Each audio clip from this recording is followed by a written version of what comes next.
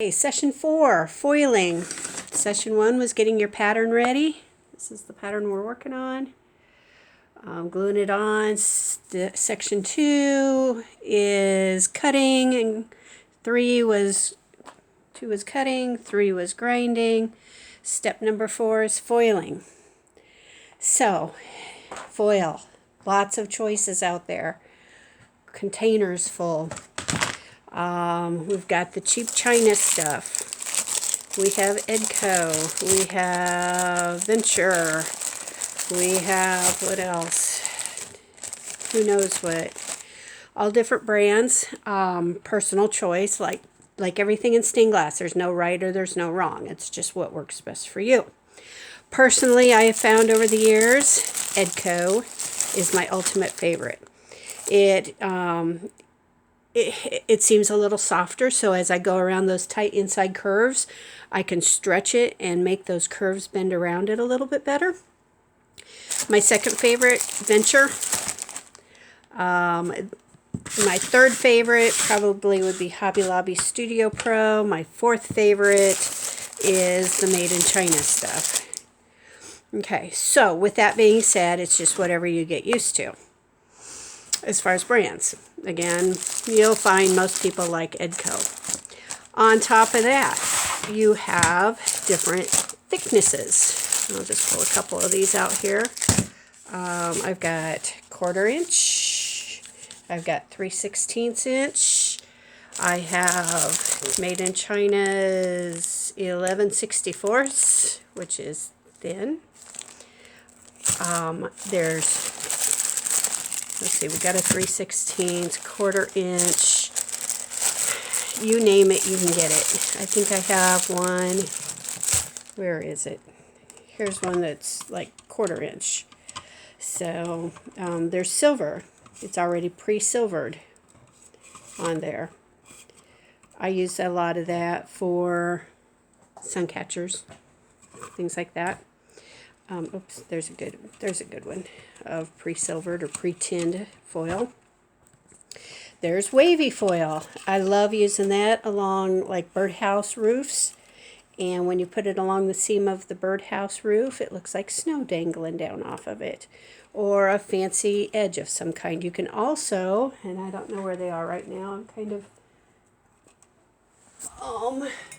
nope, that's not them. Don't have everything collected here for a full-scale info about foiling, but you can use the fancy scissors. You can get this wider foil here. Use the decorative cut edge scissors and make your own decorative edges with that. You'll see I'm a strong believer in the foil holders. I don't think I could do stained glass without them. They have different thicknesses of slots, and that just helps keep it organized. I don't, when I use it, there's slots in the bottom of it where the foil is supposed to come out of it. Can you see those? There we go. I don't use those. I find that I end up tearing my foil more than they're worth. But I do have a tip on, I've got a package in here separating, and right now I'm using both copperback and I'm using, over on the other side, blackback. And there's also a silverback. Let's see, copper. This one's probably this one. This one here is silverback. Yep, there we go. Which means it's copper on one side, and on the sticky side, it's a different color. So this one's silver. I'm not using it. That's why it's facing away from me. This one is just copper and copper, and these are all 7/32 that I'm using, which is the standard size that most everybody will use for stained glass. And then this is back. The reason you have the 3 different colors there is, for example, on this dark, thick blue or browns, you can't see through that. And so I'm using the cheaper copperback. On the pieces you can see through, let me see if I can get it at an angle where you can see that. You can see on the inside the black back. I'm going to patina this black when I'm all done. So I don't want to see copper through there, and I really don't want to see silver through there. I want to see black through the glass to match my black patina. It'll basically just disappear at that point. So that's my tip on the different types of backs and the size. 7/32 is the normal one.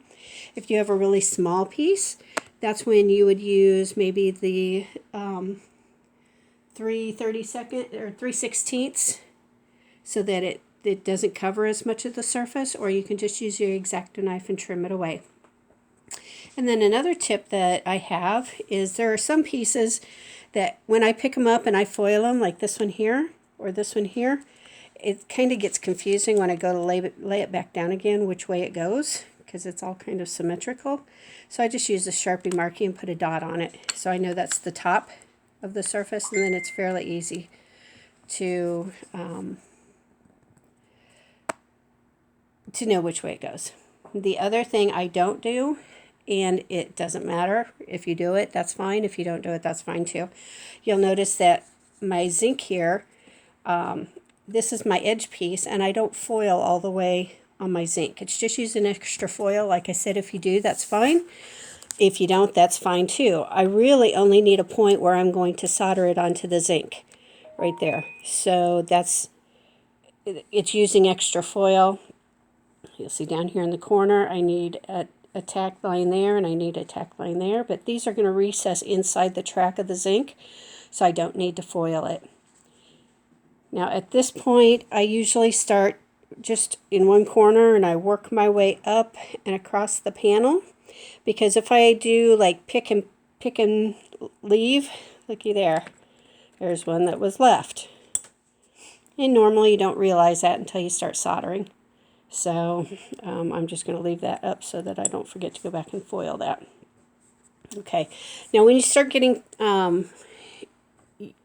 partially foiled, you start getting eager as to, oh, my pieces aren't fitting together right, they're looking terrible, they don't fit perfect. Yes, they do. If you use the pattern method and you cut to the pattern, you grind to the pattern, it's going to fit perfect.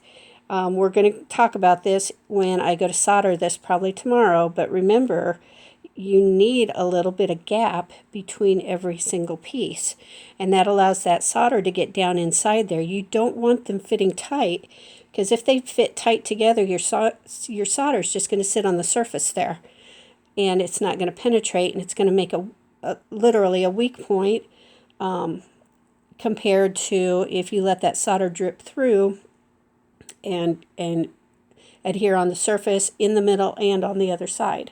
So don't start freaking out that your pieces aren't fitting together, they don't look right. Once you put that 1/16 of an inch gap between each one of them again, you're going to see that it really is looking pretty good. The other thing is, solder hides a lot of evil in the stained glass world. Now, as far as foiling, these are the tools I use. Of course, the foil. I love my foil holder.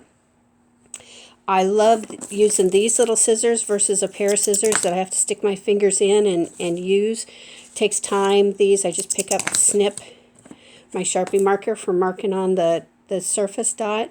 Definitely need a good sharp X-Acto knife of some kind. And I love this type of roller. You can use fids that look like this.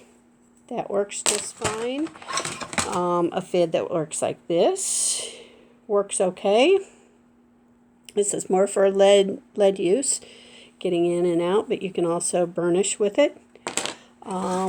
Some people, the old-fashioned people, know what I'm talking about with this. Obviously, this is a new one. Do I have an old one? Nope, I don't.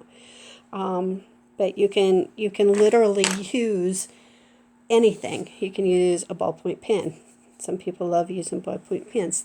The purpose of that is to make sure that you get that foil adhered onto your glass, nice and solid.